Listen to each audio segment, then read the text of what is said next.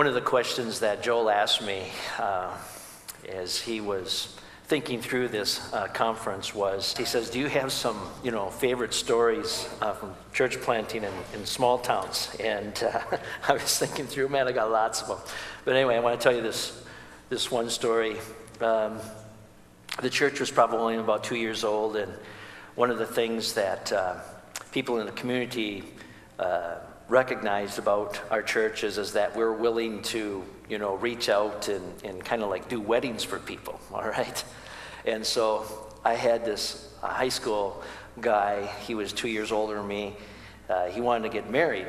And I says, well, I'll have to come out and visit you first to see, kind of like who you marrying and what it's all about and that sort of thing. And anyway, his fiancée gave me the little briefing that, by the way, George is going to tell you where the bear craps in the woods when it comes to this, religion stuff, so just beware, I'm going, okay, I know George a little bit from high school. He's, your typical redneck and, grease monkey. I don't know what we called them back then, I guess grease monkeys and stuff like that. He could fix any kind of vehicle there was. Anything that moved, he could fix, I marveled at the man. But anyway, so we get out there and out to his house, and George was by himself, which I was surprised. I thought his fiancée was going to be there too. And so anyway, we were chatting about some of his vehicles that, he had fixed up and stuff, and I got onto spiritual things, and he kind of like rolled his eyes back and stuff like that. And I says, no, George, just listen to me for a bit. And so I just shared in a really plain way, about the gospel and how much Jesus loved him and stuff like that. And he was standing on the other side of the counter of his kitchen, and he says, Jesus did that for me? He says, you know me, Ross, right? I says, yeah, I know you, George. The F adjective on everything, And yeah, I know you, George. And so does Jesus, and he loves you, and he wants to forgive you and cleanse you of your sins and make you his very own. And he just looked up, you can just see his countenance change. And the Holy Spirit started coming out, and I says, George, would you like to receive Jesus? And he says, yes. And so anyway, I led him to Christ across the counter there, and we started, sharing about what's going on. He says, man, I just feel light, and the presence of Jesus is here and stuff like that. And now George, he's one of these rough and tumble guys. He never hugged a man in his life, I started leaving the house because I had another appointment. It took me half an hour to go from the kitchen out to my vehicle because he hugged me like 12 times. Tell me some more. I'm in the entranceway. Tell me some more. I'm going, okay, George, And, but anyway, he's been a faithful member of our church, since then.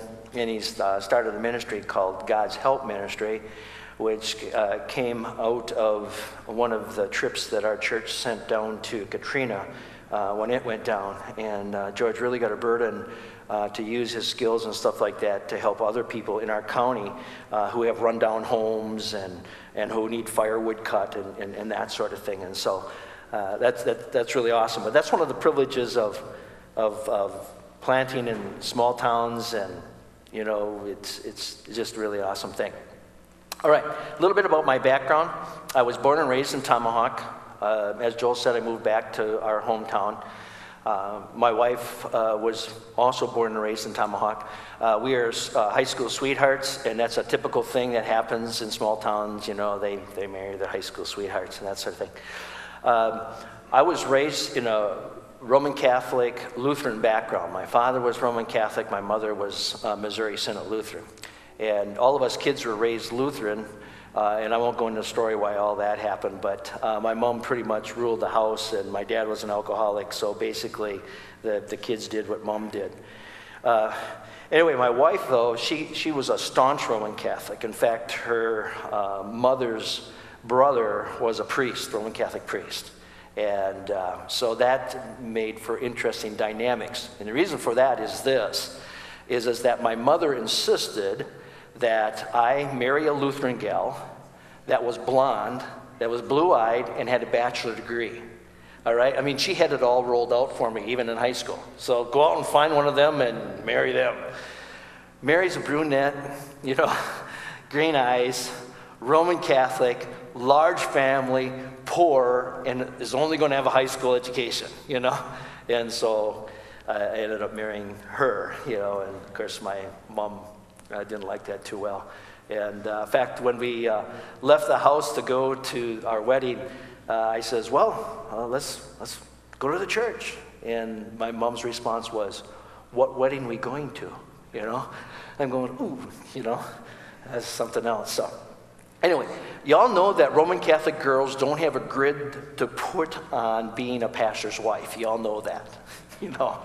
And so that was an interesting dynamic when my wife found out that I was called into the ministry when I was 12 years old.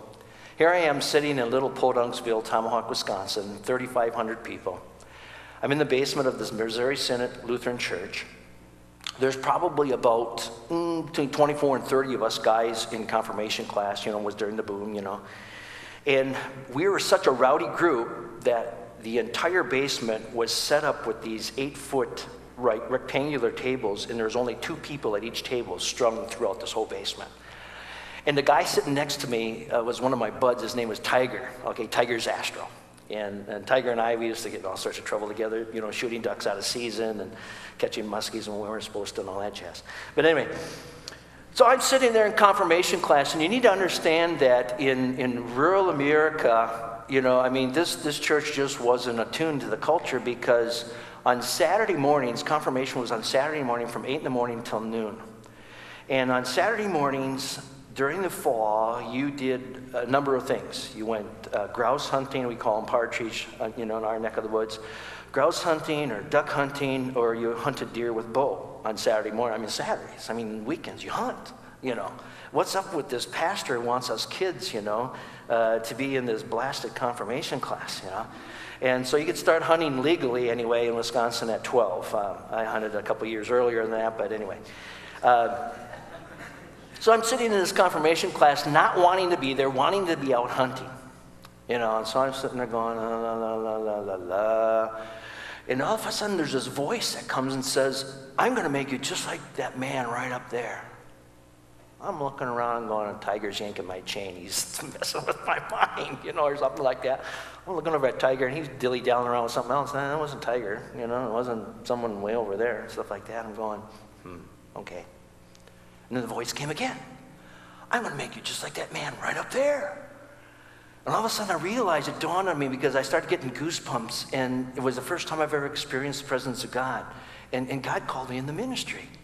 Even before I knew Jesus, you know, and sitting in this blasted basement of this Lutheran church in confirmation class, you know.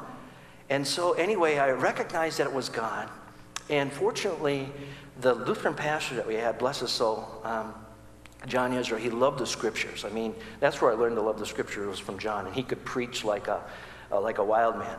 And so I could, you know, I was raised in that, you know.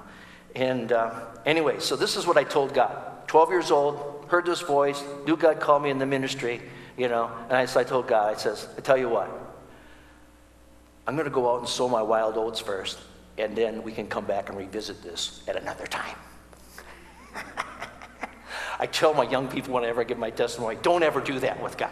Don't ever cut a deal with God. And so anyway, so I lived a life of craziness until I was about 23, and married Mary, was getting ready to graduate from the University of Wisconsin, Stevens Point, and Mary let me know that she was going to divorce me. And we didn't have any kids or anything like that, and she says, you know, you're pretty heavily entrenched in a drug culture, and you can't get your head out of the bottle and stuff like that. And he says, there's no future for me. And so anyway, I was just shocked, and I don't know why I was shocked. You know, it's like, yeah, that sounds reasonable to me if I was in your shoes. And so she went home, and she told her dad what she was going to do. And her dad sat her down, and he said, Mary, I just want to let you know one thing, that after you get married, you can only come home to visit. You can never come home to live again. And so she was very saddened, because she was putting all of her eggs in that basket that she was going to move back home. Large family, get healed up, loved on, and that sort of thing. And so she walked out of the house very sad and came back down to Point, and I says, well, what'd your dad say? And Dad said, well, my dad said I couldn't return home, so looks like I'm here. So, typical addict, I had to think on my feet. Okay, I got to come up with a solution here, So I said, just out of the blue, I says, well, let's move to Alaska. Well, just do something crazy. Let's just move to Alaska, get away from my drug buddies and stuff like that, and start a whole new life. And lo and behold, she bought into it, And it was like, oh, this is great. So we moved to Alaska, moved to Fairbanks, and it was during the construction of the pipeline up there, the oil pipeline. And Fairbanks was really booming. And so we both got really good jobs and stuff. And so I decided that on the way up to Alaska, I was going to dry out. I was just going to go cold turkey, and I did do that. And promised her that I wasn't going to use anymore and stuff. And so anyway, and of course she's used to having me lie to her, so she's going, yeah, whatever. And so we get up there, and I decided I wanted to go to church, and she didn't want to go to church. I wanted to go to church, so I went to church. I went to this little Lutheran church, the Missouri Synod Church. And anyway, the pastor was really into Kennedy's evangelism explosion. Okay, I don't know, how many are familiar with that? Coral Ridge stuff. And anyway, I told him that at one time I thought I was going to pursue the ministry, so he thought automatically I was saved. And he said, well, why don't you join me as I go out and, witness Jesus to these people? And I was really cocky and stuff like that. I says, yeah, I'll go do that with you. What does it take? He says, well, you got to learn this kind of like outline, this little ditty here. And then I'll take you out and I'll do it. You can watch me, and kind of like Jesus discipleship stuff, And I'm going, oh, this is cool. So anyway, I'm memorizing this outline in my little one-room apartment one afternoon. And it came to the point where it asked the two diagnostic question. If you were to die tonight, would you be sure you'd go to heaven? And I just said, absolutely not. I'm not going to heaven. Just in the condition I'm in, even though, I'm drying out and stuff like that, I said, no way, man. I'm just a mess. And then the other question was, let's say you were to die tonight and stand before God the Father, and he were to say to you, Ross, why should I let you into my heaven? What would you tell him? And I'm going, I'm screwed, dude. I don't know what I'd tell you. I can't come up with anything good, And it was at that moment that the Lord just gave me a clear vision in our apartment of the cross, like this cross up here. And the Lord says, I died for you. I took every one of your sins upon my body on that cross there to give you your peace. Is that what you want, Ross? I says, yes, Lord, I desperately need peace right now. I need to know that I'm right with you and forgiven. And so anyway, it was at that moment that I received Christ into my heart. And he just dropped peace into me. And I've had that peace ever since. And it's lovely. So this happened about 3 o'clock in the afternoon. My wife comes home from work around 5. I'm sitting over in the corner of our apartment, just in one of our only chairs we had, because we brought sleeping bags up with us, and that was about it. We slept on the floor, and so we had this one chair. Someone gave us a chair. So I'm sitting in the chair and waiting for my wife to get home. She got home a little after 5, and I'm just grinning like the cat ate the canary, And she walks in, she looks at me. I says, hon, you just got to hear what happened to me. She looked at me and says, you're using again, aren't you? She thought I had, the Mary Jane glow on me, And I says, no. This is what happened to me, and stuff like that. And she goes, yeah, sure, and stuff. And so after about a month, she realized that, it was a real deal. And then she came to Christ too, which was really awesome, which began the healing process of our marriage. As a result of that, the Lord has reestablished his call for me to go into the ministry. And that's another whole long story. But anyway, my wife consented to go to the seminary with me down in St. Louis, Missouri, because I was in a Missouri Synod church up in Fairbanks, and I thought, well, that's the only route to go. So anyway, so we went to the seminary down in St. Louis, and the seminary was a real drag for me. I mean, it was just like total academia. I'm going, man, this is just like the University of Wisconsin-Stevens Point. And I walked around the campus and say, where the heck is Jesus in this place? You know, I'd walk around and say that out loud. Where's Jesus? Where's Jesus? You know? And so finally we met this one couple who were involved in the Lutheran Charismatic Renewal. And they invited us to this home fellowship. And they said, well, you can find Jesus here, you know, and stuff. And so as a result of that fellowship, this one couple who were Missouri Synod Lutherans and Charismatics, and the other couple that led this small group were classical Pentecostals, really balanced people. And he was almost a full-fledged Cherokee Indian, you know, and about 3/4, I mean, whatever. But anyway, those two couples just discipled Mary I in the context of small groups, you know, and they taught us how to pray for the sick. We found out about Wimber in that group, you know, and stuff like that. And we've seen some really miraculous things. And I told Mary, I says, man, we got to get out of this seminary stuff. I says, we got to find like Christ for the nations, and we're going to be missionaries, you know. And I tried like 100 times to leave the seminary, and God would not let me do it. He absolutely would not let me do it. In fact, one time I quit to come up to northern Wisconsin and to go back into business with my dad and try to get my mind straightened out and stuff like that. I told my dad I wanted to come back into business with him, grocery business. And he said he was thrilled, you know, great, good, you know, it's awesome. I says, but I need to go out to the deer camp and seek God a little bit to really get confirmation whether this is really of the Lord. He says, yeah, go ahead, you know, whatever. My dad just, you know, Roman Catholic, you know, drunk, you know, like, yeah, whatever, you know. And anyway, so I go out to the deer camp, and I'm crying out to God. I'm out there for about 6 hours, crying out to God, and this is February, you know, there's lots of snow out there and stuff like that. And we had this little fuel oil stove that I cranked up and stuff, and I'm crying out to God. I says, God, you just got to speak a clear word to me, you know, where you want me to be and what you want me to be doing. And anyway, I was staring through the little glass of this stove, watching the flames dance around and stuff. And the Lord says, look down. I said, okay, look down. And on the tag, it said something like Empire Stoves manufactured in St. Louis, Missouri.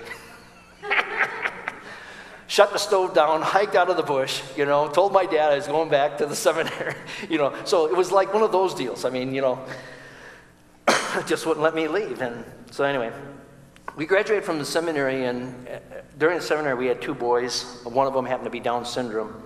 And one of the professors went to bat for me to get a church for me because they knew that I was charismatic Lutheran, you know, at the seminary, and I was just not going to be out in a Missouri Synod church, period, you know. And so I had a professor who really loved the special needs folks and that sort of thing, and he went to bat for me, and so we ended up getting a church in Minnesota, rural Minnesota.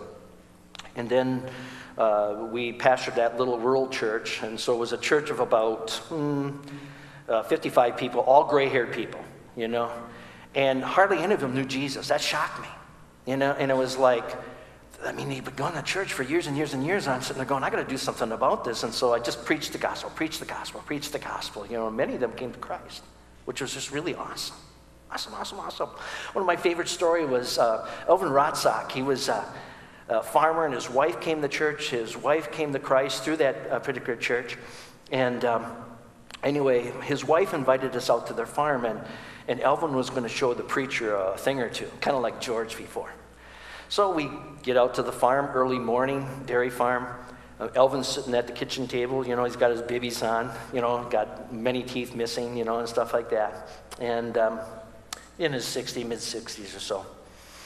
He sits down, he gets out his can of Copenhagen, you know, fresh Copenhagen, and, you know, takes a good dip, you know, and if you're true Copenhagen, you know, you eat half the can at one time, you know, stuffs your face full. You know, and we always, you know, he had a joke. He says, you know how you can tell a level-headed Swede or not? I go, no, Elvin, tell me. He says, if the Copenhagen runs evenly down each side of his face. I go, oh, okay, all right. You know. So anyway, so he's got the Copenhagen now. He stuffs his face full of that. And he says, let me tell you how I drink coffee. I'm going, okay, Elvin, tell me how you drink coffee, you know. So, and I'm trying to be cultural relevant, you know, and stuff. He says, I take like 2 heaping teaspoons full of Folgers instant coffee, and then I have my wife brew some stout coffee, and I pour that in there. Then I put sugar and then cream in it, and then I stir it up, and then I drink it while I'm chewing my Copenhagen. So I just sat back, and I'm watching him do this. I says, okay, why don't you pass over your Copenhagen can? So then I was trying to quit chewing at that time anyway, you know. So I says, I'll take a dip of that, and so I did. I took a dip, and he almost fell off his chair. The preacher chews? I go, yeah, I do occasionally and stuff like that. Oh, wow, and stuff like that. And I didn't drink the instant coffee, but I did drink water, and I didn't dare spit neither. He didn't spit, so you swallow, and I used to always swallow too when I chewed, and anyway, it dewormed you really well. But 2 weeks after that incident, just because I could sit down and relate to Elvin like that, he came to Christ. And it was so precious. The first, I led him to Christ at his farm, and he came to church for the very first time, just proud as a peacock. And he took out his best clothes, his suit that he's probably going to get buried in or whatever, and he shined his shoes and everything, and he walked in. He's just proud. Yeah, I can go to church now. Yeah. And that was just in rural America. Yeah. So that was our first call. We stayed there for about 2.5 years. Then we were called down to Geneva, Illinois, which is in the Fox Valley area there, outside Chicago. And it was to the largest charismatic Lutheran church in the Missouri Synod. And I was going to be on staff there, youth pastor and stuff. And they assigned me to oversee the youth group. I had like 6 kids in my group. And then we had this wild idea after about 6 months of doing this youth ministry to do this tent meeting, okay? And if you know anything about Geneva, Illinois is very prestigious. I mean, in fact, the realtors there are told not to, invite any minorities in that area. It was just going to be a white area, period. It was that kind of mentality, which is just crazy to me. But anyway, next door to the Lutheran church was this huge Catholic church, and there was a huge lawn between the two of us, and so I needed more room to put up our tent because the tent was going to hold 500 people. All right, I had big vision, lots of kids, So I had to go over and talk to the priest to see if he had let us use some of their lawn to set up this tent, and he thought I was kidding. And so he gave me permission, and so went out and got this tent, and we set up the tent, and the priest comes storming over, and he says, I didn't think it was going to be this thing. I thought it was going to be one of like these little screened-in jobbers, or whatever, and he had no idea, and stuff. But anyway, what I did is I invited Glenn Kaiser. Let me see, Joel, you mentioned about Glenn last night. I invited him out one night from Jesus People to preach, and my sister-in-law got saved that night. And I had Terry Cummins. He used to play for the Milwaukee Bucks. He used to be a center for the Milwaukee Bucks years ago. I had him out, another night. And I had one of the Chicago Bears come out and stuff like that. And I don't know how I got these guys to come out. I just asked, and they came. So 5 nights of meetings. Our youth group went from 6 to 200. So I had like this church, and it was crazy. And so anyway, it was really, really exciting because, man, not only did these kids, come into salvation of Christ, but, man, they got filled with the Holy Spirit, and they were just rocking the world. They were just rocking the world. So it was a lot of fun. But needless to say, when you go from pastoring a youth group of 6 to 200, it's a little stress on the old, everything, including my marriage. And so, once again, my wife brought up the D word. Said, when you come home from work tonight, I and the kids are going to be gone. I go, great, I'll fix that. Give me all the keys for the car. And she thought I was kidding. So I went and I got all the keys for the car and went and locked them in my desk at church. I says, there you go, now you can't leave. See, thinking on your feet, Anyway, we had one couple in that church there that really loved us dearly and knew what was happening to our marriage as a result of the phenomenal growth in the youth group and stuff. And they were used mightily to restore our marriage. And that's how we began connecting with the Vineyard. We started attending occasionally the Evanston Vineyard, received some counseling and some healing and stuff for our marriage. And so we're indebted to the Vineyard in terms of the salvation of our marriage, which is really cool. So that was kind of our start, our first little drinks of the Vineyard. And then we knew that our career in the Lutheran Church was not going to be very long. And so I began asking Steve Nicholson, I says, what does it take to become a vineyard pastor, you know? And you guys know, you should be able to give me feedback on this one. Just hang around us for a little while and we'll see how things go and then we'll go from there. How many have been through that one? Everybody heard that one? Just hang around us a little while, attend a few conferences, and, you know, I'm going, oh, that's great. I mean, I already had a master's degree from the seminary, so I'm sitting there going, you mean I don't have to take any classes? Or, nah, just hang around a little bit, you know. All right, so we hung around a little bit, and then the Lord called us to plant a vineyard in Elgin, Illinois. And anyway, I told the other pastors at this Lutheran church that this was what we wanted to do. And they didn't take that too well, you know. And so anyway, Nicholson told me, he says, well, guess what? In order for you to plant a vineyard, leaving that Lutheran church, you have to get their blessing of the pastors and the board there.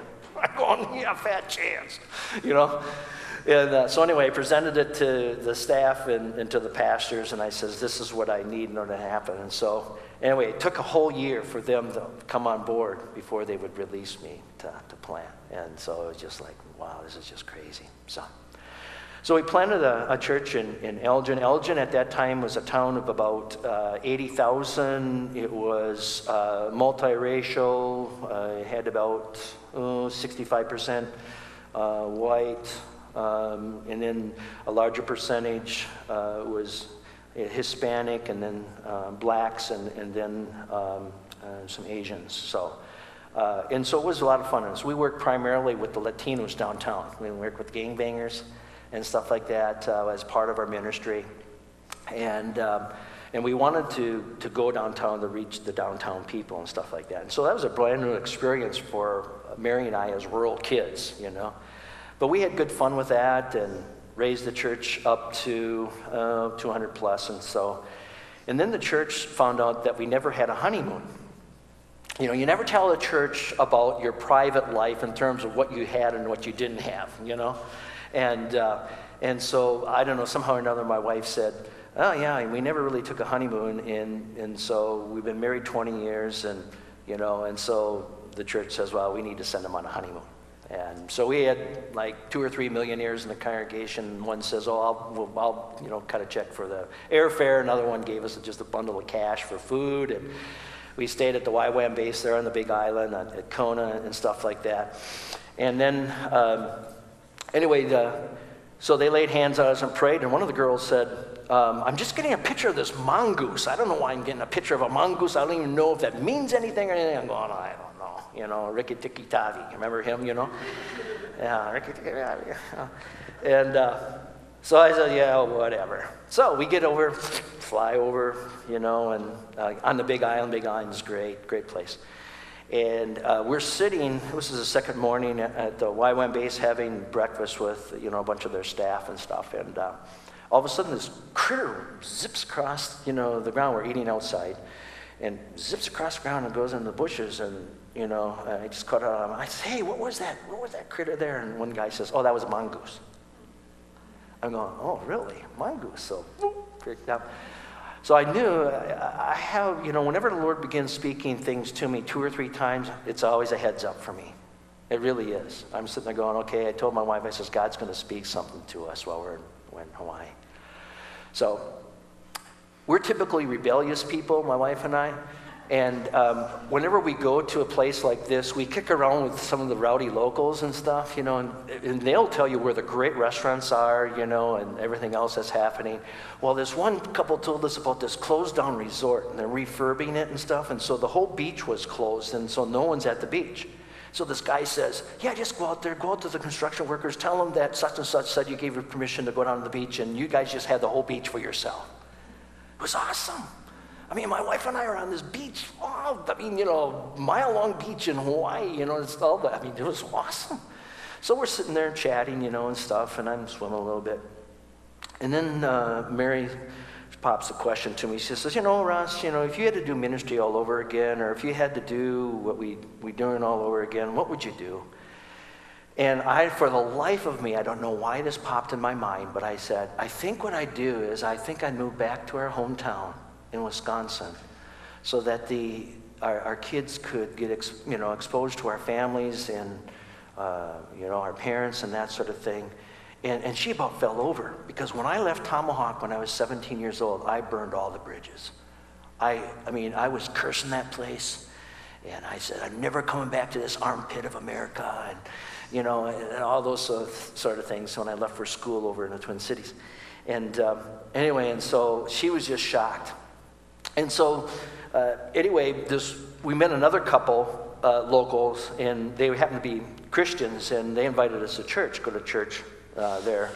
And so we went to church that morning, and lo and behold, the pastor of that church, it was a church of about 300 people, the pastor of that church was leaving that church to plant another church on another island. And so it was the going away service. And I'm sitting on the front row. This guy made me, this couple that invited us to church, they made me sit like right in the front row. I mean, the pastor's sitting there, Mary and I are sitting over here, and I'm going, what does he got us in the front row for? I'd like to be way in the back there so God can't see me. You've been in those prophetic meetings, oh God, I hope he doesn't look back at me, And so I'm sitting in the front row, I'm going, why on earth am I sitting in the front row of this blasted church, and stuff like that. And all of a sudden the Lord speaks to me and says, you're moving too. And I'm going, I looked at Mary and he says, I think God wants us to move back to Wisconsin. And she says, I'll do whatever God told you to do. I'm going, cool. So we let the cat out of the bag when we got back to Elgin. We set in place Tom Severson as the pastor there and stuff, and we took off in very, very short order. Now, when we got to Wisconsin, back to our hometown in Tomahawk, I worked in my brother's, it was now my brother's business because my father was transitioning it over to my youngest brother. Worked in my brother's business. And our intentions, Mary and I's intentions were, when we moved back to Tomahawk, is that we had enough church planting experience to last 2 eternities. We always joke with each other. We ain't ever doing this again.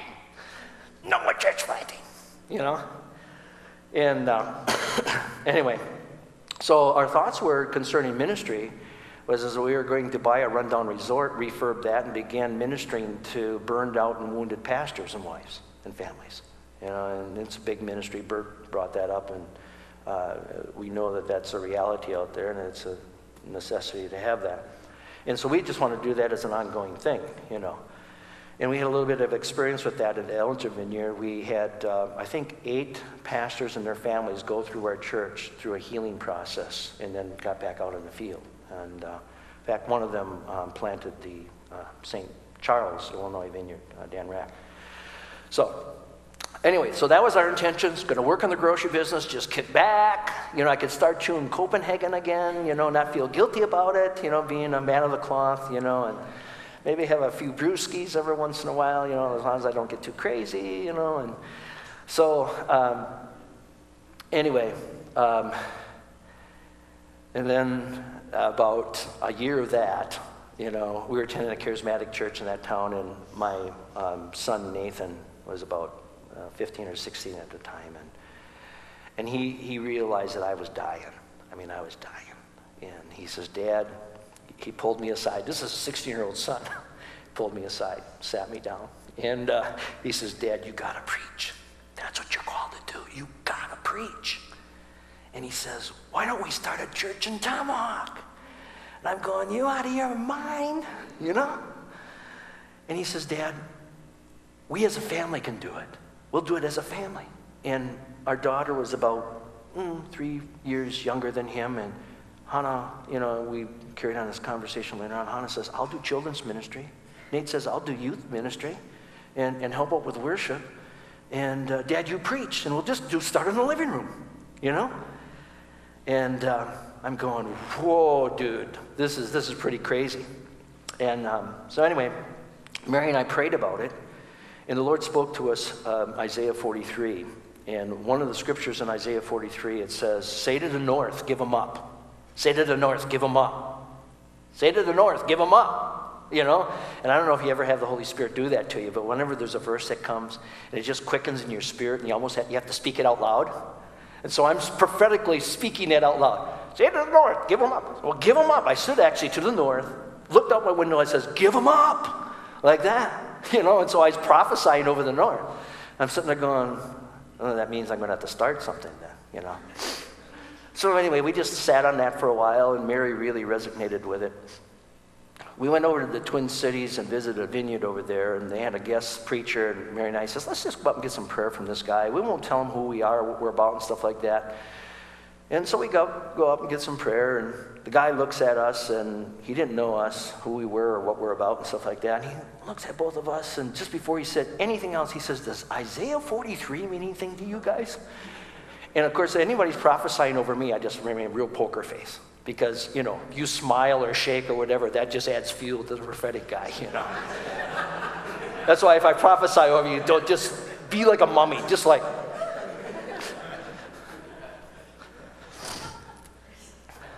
So I'm sitting there.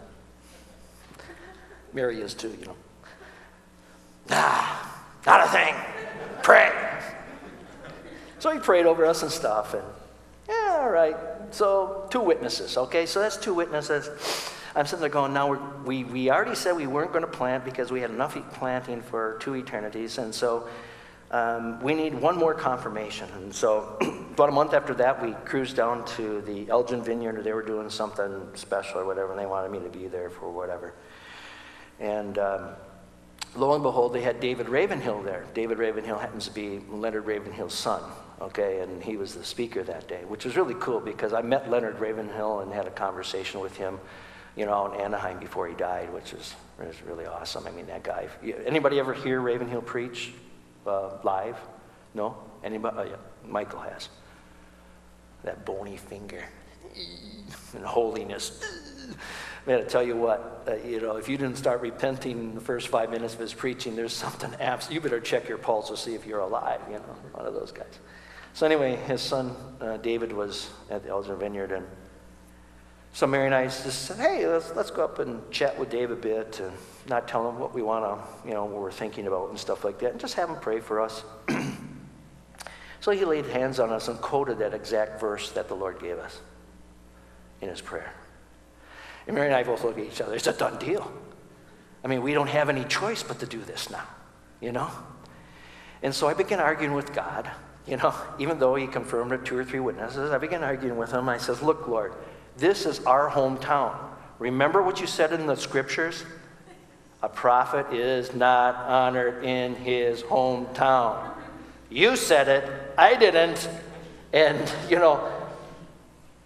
therefore I'm not going to plant in my hometown, I thought that was going to be a done deal. I really, twisted Jesus' arm and, that sort of thing.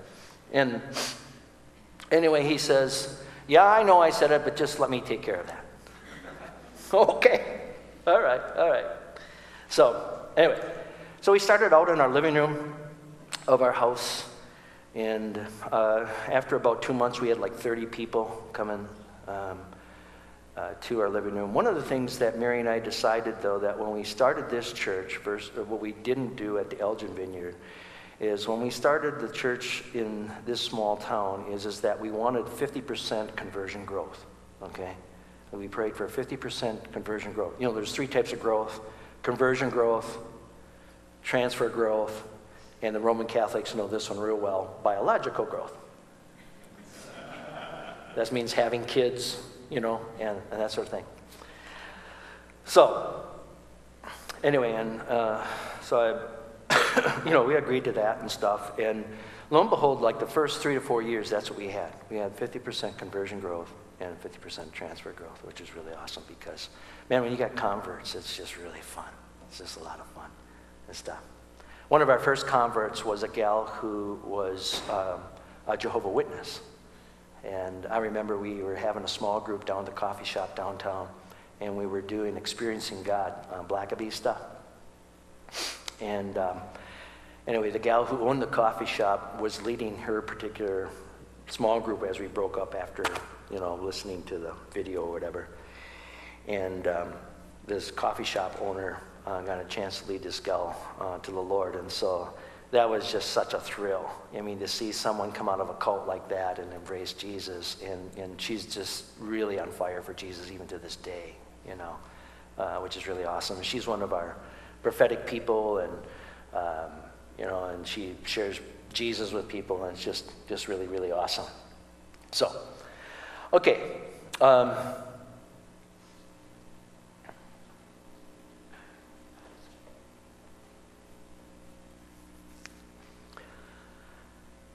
I don't know if you guys have experienced this coming out of different church backgrounds, but it just seems to me that whenever someone moves, like we went from Lutheran to the Vineyard, and it just seems when you make that transfer, it just like you buy everything into what the Vineyard stands for. It's just the way we were. And when Wimber talked about, you know, the best way to reach unchurched people and lost people is through church planting, Mary and I just bought that hook, line, and sinker. We just totally believe that, you know? And so we just, right at the get-go, says, we're going to plant churches. You know, this is who we're going to be. And so out of the Elgin Vineyard, after we left the Elgin Vineyard, obviously we planted the Tomahawk Church. And then out of that vineyard there, the St. Charles Vineyard was planted. I made mention of that before. The DuPage County Vineyard was planted out of that church, and now the Palatine Vineyard is being planted out of that church. And so it's like we sewed that into the DNA of that Elgin church. But then when we got the Tomahawk, I was thinking, you know, how can we in small town, you know, have that same vision? And that's where the Lord laid on me the whole burden to reach small towns. Because I'm looking around Wisconsin, and there's no expression of Christianity like the Vineyard in many of these small towns. And I'm going, I want to prove, it was kind of, once again, we're kind of rebellious punks. You know, I'm going to prove the Vineyard that we don't have to be in a college town or an urban area or, you know, where a bunch of people are to plant a Vineyard type church.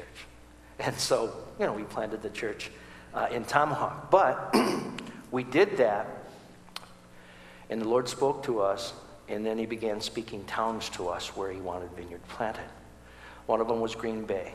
Bill Surgut, you know, started that one, and sad to say that one is not doing so well. Bill left, and they're trying to pick up the pieces there. But there was one planted in Green Bay.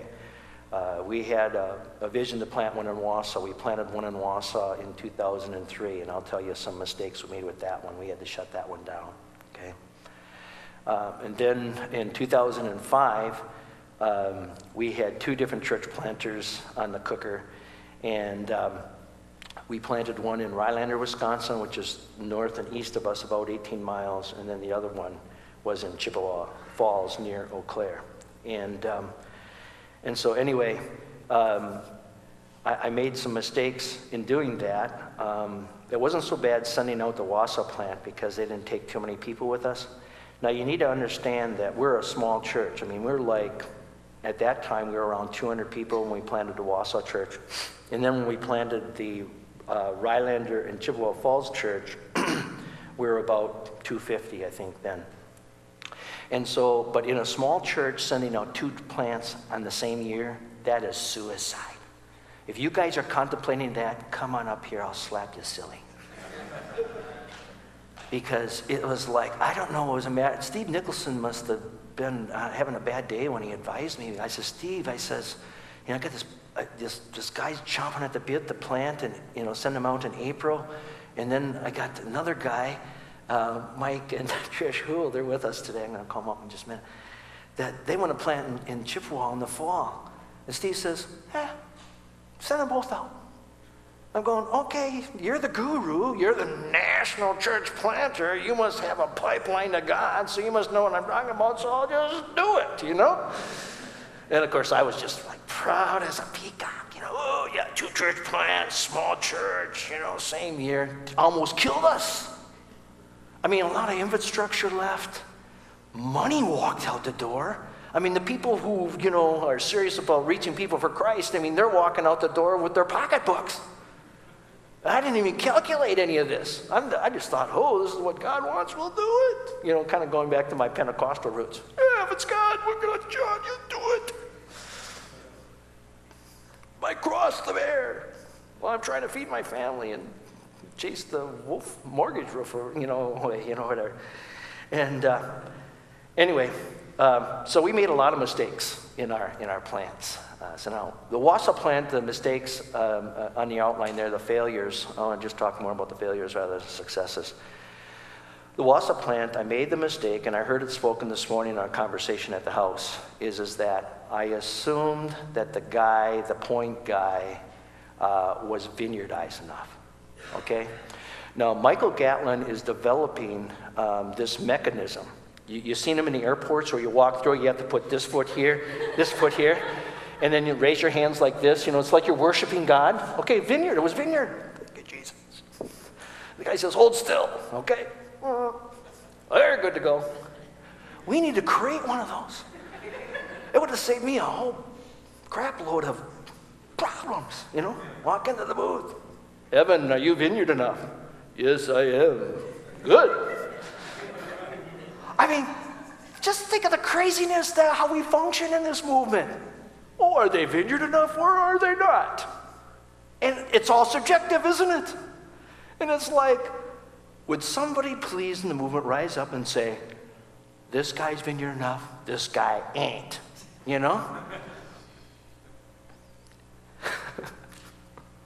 But I love being a part of this movement.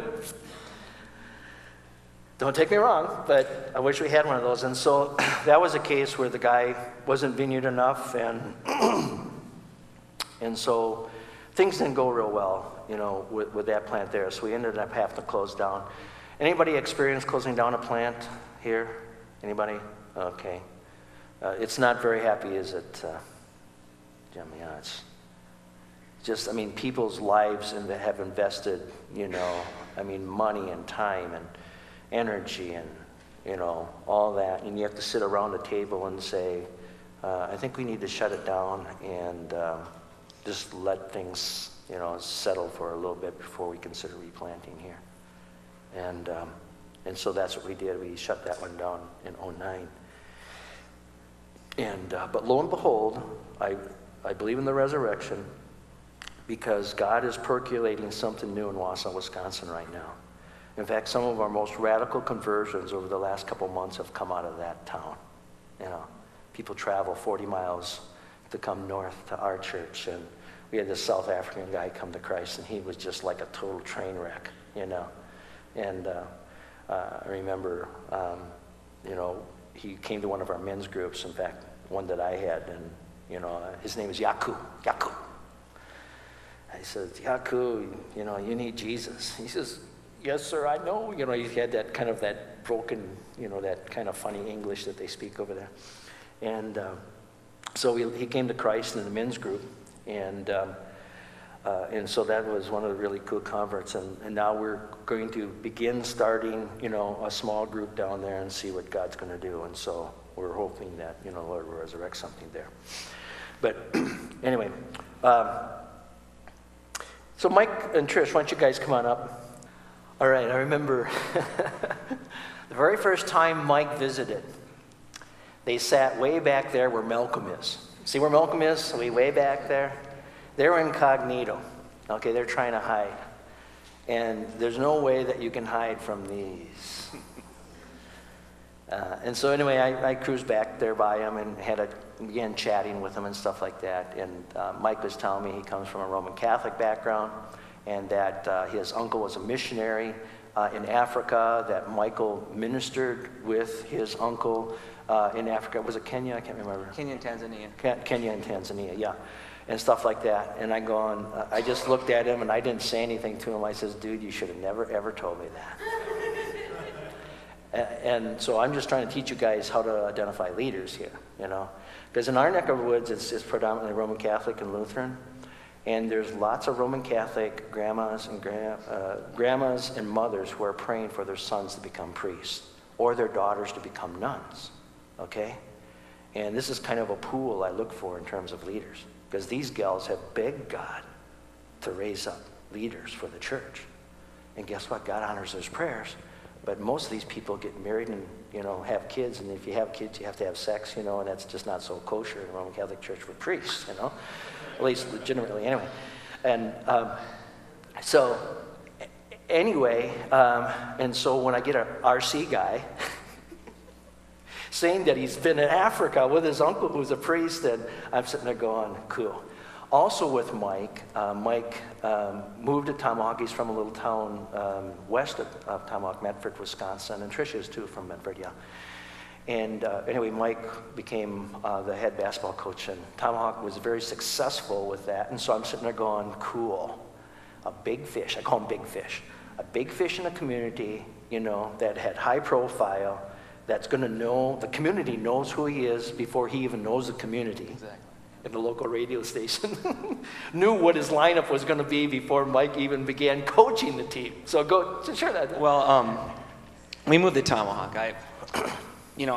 Actually, I had a charismatic priest pray over me too when I was 12. Oh, okay. To go into ministry, and I laughed because I know I wanted to have sex, so that was not going to happen. Flat out, I'm like, no way. So that was definitely not on my radar. Yeah. And I was a special ed teacher. I got to Stevens Point out as well, and moved quite a bit. Actually, we moved quite a bit. We lived in 4 different communities, 6 different houses in 4 years. So we were cruising, and I was climbing the ladder of success. And what Ross doesn't tell you, and he doesn't know, is a year before that, I turned down an assistant job with the University of Stevens Point to be a college assistant coach. And we were probably, our marriage was probably a disaster at that point. And we'd become Christians. I'd become a Christian about 10 years before that. But I was just career-based, and that was my focus. Well, the beauty of small communities is this, is they know when you go to the bathroom, they know when you don't go to the bathroom, they know when you go to sleep, they know when you get up. It's the reality. And the thing that happened to us is I moved to Tomahawk, and I was driving to work one day in the fall. Now, basketball season starts in November, right? So this is September. I haven't met anybody. Okay, I have met nobody. I know nobody on my team. I don't know their names, anything. I'm driving along, and the local radio stations say, we have a new basketball coach in town. This is what you gotta love, right? You see these TV shows and these movies, and they do that. No, it actually does happen. And the guy's describing my family and me, and I'm like, oh, this is lovely. And I'm just listening as I'm driving to work. And he goes, and oh, by the way, this will be his starting lineup for this year. I thought, you're kidding me. I don't even know the kids. And you know what? Sadly, he was right. He knew exactly what he was talking about. And I think that's the feeling of a small community. When we walked in, and we grew up in a town of 4,500. If you've had a Tombstone Pizza, you've heard of Medford, Wisconsin. Yeah. And so that's kind of what our claim to fame growing up was. But what really for us was we knew what a small town was about. And we weren't looking to go to a new church. We had decided we were going to a traditional Methodist church at the time. And we had 45, 50 people probably in the church, maybe 60 in the Methodist church in Tomahawk. I don't know how many were there. I mean, when you first came? Yeah, probably 60, 75 people. And we were the only ones that didn't have an ARP card, okay? Like everybody was a senior citizen. Oh, meaning at the Methodist church? Yeah. We were the only ones in the Methodist church that we had a lot of grandparents, and we had 2 little kids. And so we were looking for a kids program for our children. Really, that's what we were looking for. What Ross hasn't mentioned, his son Andy, I taught his senior year, the one that has Down syndrome. And so I knew the family, and that was actually a motivator not for me to come. Now that's going to sound kind of funny. But I knew the family, and I told Trish, there's no way am I showing up at their church. Because A, everybody in town knows me, and B, if I switch churches and this doesn't go well, what do I do? Because I knew everybody in the church. I really did. I knew at the time, I think you were about 100 people when I walked in the door, probably, maybe. 120? You weren't much more than 100. Yeah, we had like 120. 120. I think we were right around that time. If you know anything about church planting plateaus, you were at that perfect moment. And I thought, no way. I was not going. She basically, I remember I even tried to start a fight at the house to try to, you ever do that as a husband? Let's just get an argument going just to not go. And that didn't work. She made me come.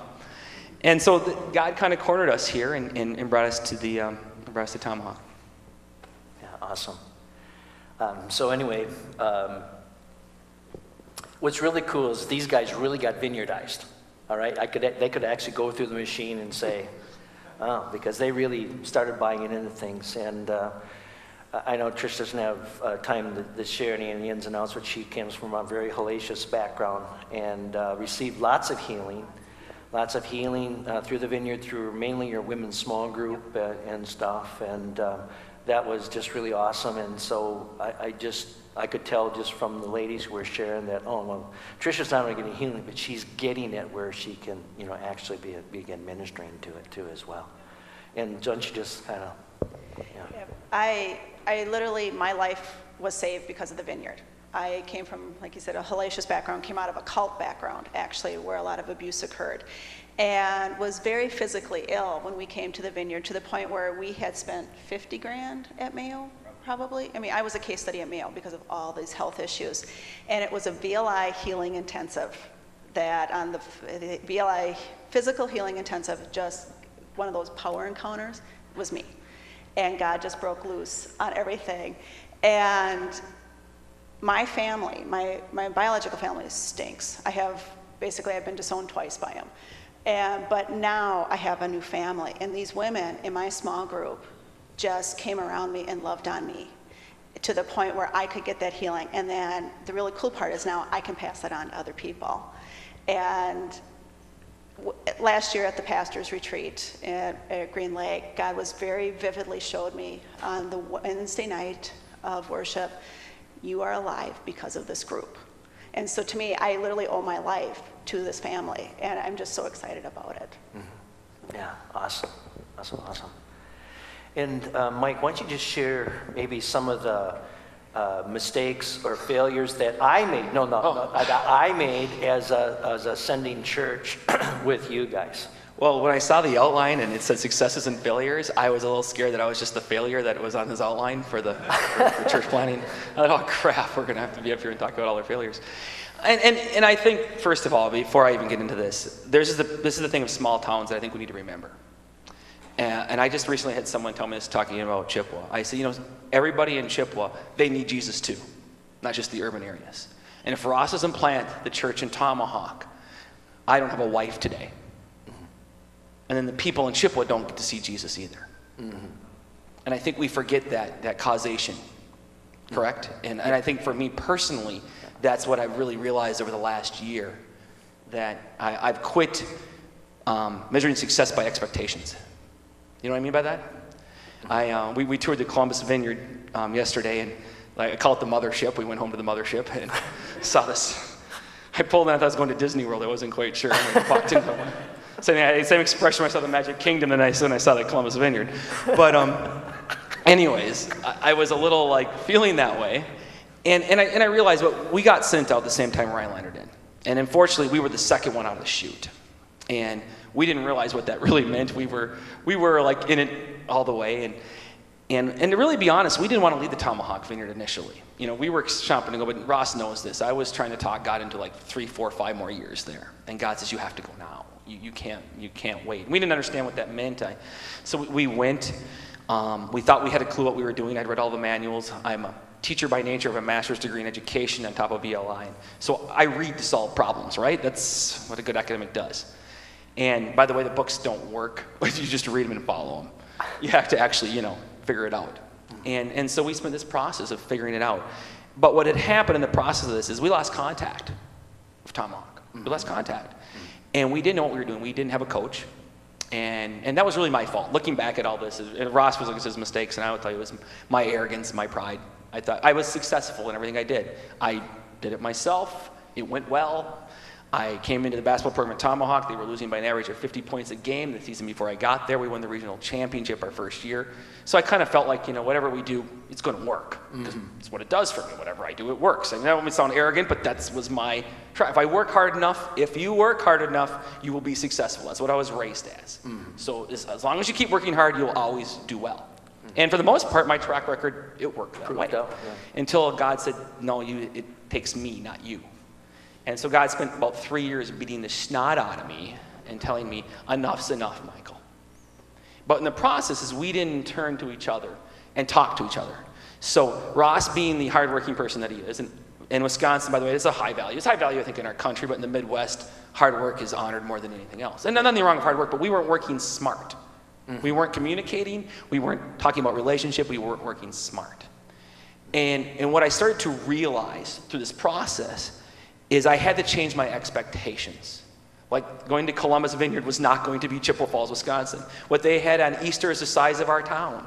I asked them, they said 14,000 people come to church on Easter. Chippewa Falls isn't even 14,000 people. If I had that all come, the whole town would be in my church. Yeah. It'd be cool, but it's not going to happen.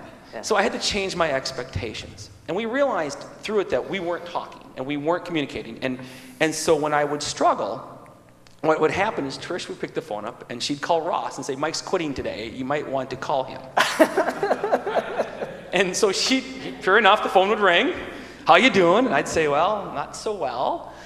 So we'd talk for 5 minutes, and I think that would be it. And we just weren't connecting. And so I was trying to do things on my own. And the one thing I didn't realize, that the one thing that we didn't get was one key word. And I shared this story last night. I'm going to share it briefly here.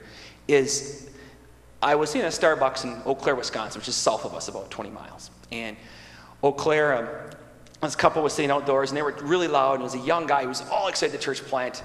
Assemblies of God Church north of us, about an hour and a half north of us. And he was just, you could hear the whole conversation. And there was another couple, part of the team was there talking. And I was listening to this and listening to this and listening to this. And he gets up to go, and I just introduced myself. I said, I've heard, and so we started talking. And he goes, well, do you have any advice? And Trish goes, oh, crud, because she knows I'm going to be the wet blanket. You're going to give it, too. Yeah, I gave it. And I said, patience. He looked at me and said, well, what else? Lots and lots of patience. Well, what else? Lots and lots and lots and lots of patience. Yeah. Because what we learned from all our struggles was it's going to take patience. And especially if you're used to instant success. And so we made a ton of mistakes. We tried to skip steps, I think, along the way, personally. And I think with what had happened was you were in Rhinelander's 20 minutes from Tomahawk. Mm-hmm. And geographically, we were it. If you know anything about western Wisconsin, we were the first vineyard in western Wisconsin. At least was there at that time. I mean, there was no other western Wisconsin vineyards around. And we didn't take that into account of the geographic isolation of not being around church community for ourselves. And so we beat ourselves up in the process of this. So we struggled, and we made a ton of mistakes. And those mistakes we made were real simple things, like maybe ask for help, right? That would have been probably an intelligent thing for me to do. I think one of the other mistakes I made was when someone said something to me, I thought I had figured out what they said instead of asking for clarification. Mm-hmm. And every time Ross was saying, yeah, I got it, and I didn't get it. You know what I mean? And so we struggled through that. We went through this whole process of we'd shoot up to about 45 people, and then we dropped down to about 12. and then we went over and over like that for a few years. And what had really realized happened was a revelation is that I couldn't be urban was when a good friend of mine, Jeff Heidekamp from the Twin Cities, showed up. And he was going to help me one day. And he showed up. He looked around my town, spent a day with me, and he looked at me, and his final words to me was, there is no way I could ever help you in this town. He says, I can't believe you were actually trying to plant a church in Chippewa Falls, Wisconsin. That always feels really good. If you know Jeff, that's what Jeff would say. You know? I'm like, thanks, Jeff. That's great advice. I don't know what I'm supposed to do with that now. I'm so filled with warm fuzzies. Yeah, I just felt great. And so I realized that we had to do things differently. So I thought to myself, what did I do as a basketball coach? Well, everyone knew you, right? And I had to quit trying to be a church and start being a pastor to my community. Mm-hmm. And when I started to do that, things changed. Mm-hmm. Things changed drastically. Mm-hmm. My dad came and visited me just recently to watch my son play basketball. And the biggest thing he noticed was this. The game got done and we couldn't get out of the gym. Okay, we were talking to everybody. And he turned to me and said, Michael, you know what? He said, 3 years ago, you could have said hi to 2 people and we could have got out of here fast. And he says, now I don't think we're ever going to be able to eat supper at the pace we're going to get out of this gym. Mm-hmm. And I think that changes. I told someone the other day, I said, I'd run for mayor. Not literally, but that's the mindset you have to take in a small town. The mayor knows everybody. And that's the mindset that we started to take, is that we need to know everybody. Mm-hmm. But the struggles and the failures we made, I thought was more of that self-sufficiency thing. And I think then we just didn't really follow up with each other. I'm so thankful for the Vineyard now has changed some of that process, personally, in the wisdom of what Michael Gatlin has done with the coaching process. The mentoring process is different. About 3 years ago, we got more of a permanent type coaching situation, which changed our world and changed who we were and challenged us. But I think God has a way of making you humble when you need to be humble, and I need to be humble. Yeah. And so as Ross says, the mistakes he made, and I think it wouldn't have mattered. I think it wouldn't have mattered at all. I come up here a very proud failure, and I'm very thankful that God has made me a failure. Because if I would have been the same Michael I was 6 years ago, this would have been a very different conversation this morning. And I think right now, I was just telling Ross, we just led a bartender to Jesus recently. Nothing better than leading a bartender to Jesus. That's like leading the whole bar to Jesus. You got a good shot at the whole bar now. We're pretty fired up. Because they're the pastors. They're actually the pastors. Yeah, they're pastors of the bar. So we're real excited that we led her to Jesus. And she's all fired up on fire for God and getting her real rocked. And I thought to myself, that conversation came back. If he doesn't plant the Vineyard Church in Tomahawk and isn't faithful to God, this girl doesn't know Jesus. So that's why rural churches mean the most. Urban churches are great. There's nothing wrong with them. We love them. But I'm a small town kid. As the people from Pennsylvania point out, I have a nice, great Upper accent here, a nice Wisconsin accent going, and that's okay. Yeah. But thank God for that. Because those people need Jesus in Chippewa. And that's why we're there. Amen. Amen. Hey, thanks, Mike. Appreciate it. Maybe some of, just from my perspective, some of my failures. One of the things about me is that this Proverbs 19, verse 20, it says, it's not good to have zeal without knowledge or to be hasty and miss the way. That's my middle name, okay?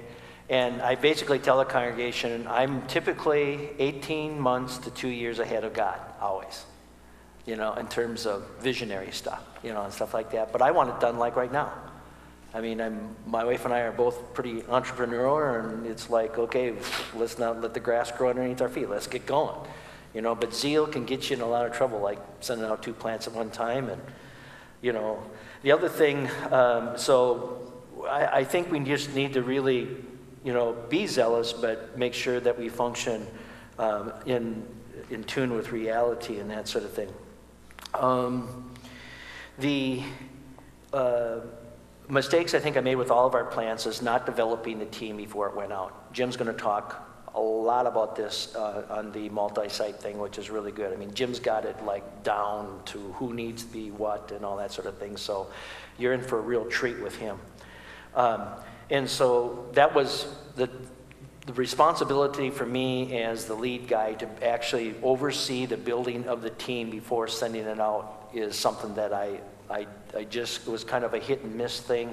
I just assumed that these guys were more mature, that the team that they were taking out with them was decent enough people and that sort of thing. And those are just bad assumptions. And so that was one of my failures.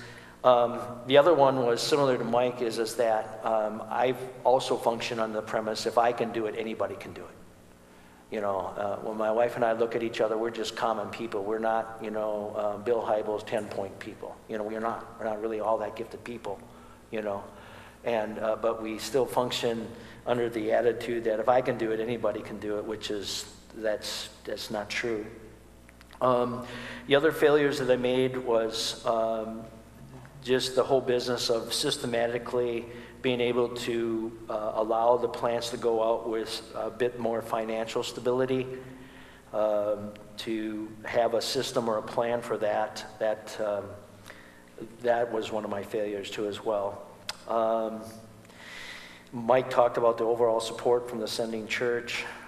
And then just lacking wisdom in terms of, when to send the plants out. So those are just all failures that I had to deal with. Just maybe want to say just a few things about jumping on your outline there. I think it talks about the 6 W's there, values. Just reading this stuff from the General Baptist guys, especially Tom Nebel, which Joe mentioned yesterday, they really stressed when you are going out to a plant, especially in a smaller town, that you really need to define who you are, okay? Define your non-negotiables, all right? And that's why I put on here we have 6 values that are non-negotiables for us. And you can see them on, I believe, on the next page. I had them printed out there for you. In our vision statement, the very first point in the vision statement is that, you know, we want to make people who are progressively engaging in Christ-centered living. And I purposely use that lingo there for that, because the very first thing, the primary thing that we want to do is what? Make disciples, right? Matthew 28:19 says, go therefore and make disciples. The imperative is making disciples. And what's interesting to me is I've done lots of church planting assessments, church planters assessments, and it just seems to me that the majority of those people who I assess couldn't articulate clearly what a disciple of Jesus looked like. By the way, that's an interesting discussion. Sit down with your board sometime and say, give them a blank piece of paper and write down, tell me what a disciple of Jesus looks like. Do that sometime. Pretty interesting. The fuzziness and stuff like that. So at the Tomahawk Vineyard, what we did is we dared to define that, okay? And I think I kind of got the cattle prodder from Mike Gatlin to do this. You know, it says we need to define, you know, what we're looking for in people, you know, what we're going to produce in them. So that's why we came up with the 6 W's, the 6 values, okay? And here's how I teach it.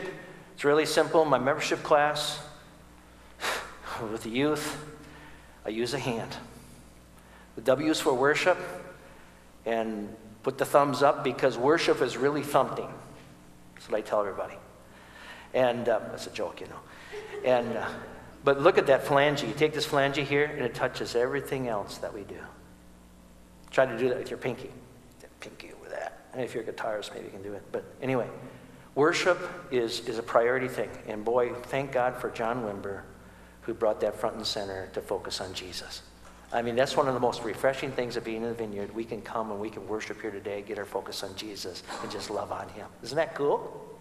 So that is the primary thing that we want to, you know, ingrain in people as a follower of Jesus. We're worshipers of him. Okay? So that's worship, thumb. Finger is the word, point, which is our guide point. And so I, coming from a conservative Lutheran background, put a high priority on the scriptures. Love the scriptures. Ever since I was saved in Fairbanks, I read the scriptures. There's not a day that goes by I don't read something in the scripture. Scriptures is where it's at. And so, you know, it's the word. You know, teaching the people the word, teach them how to live out of the word and that sort of thing.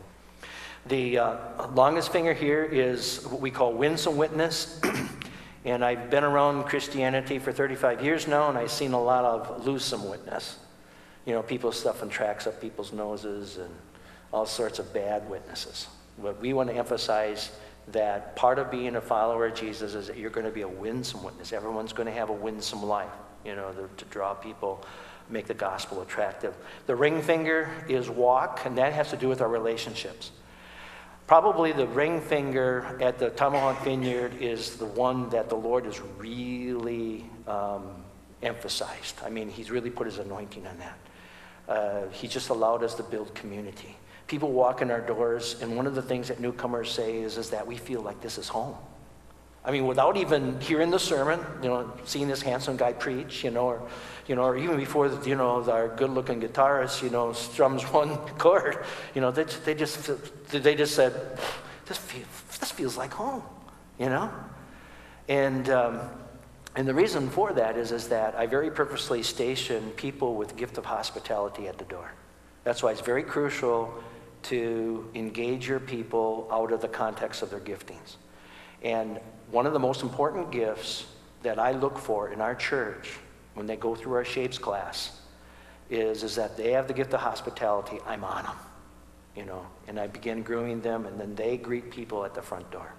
And you get a new convert with the gift of hospitality, Obama could walk in the door and Obama would feel good, It doesn't matter. They're not intimidated by anybody, okay? And so it's this building relationships, welcoming, this building relationships, building community.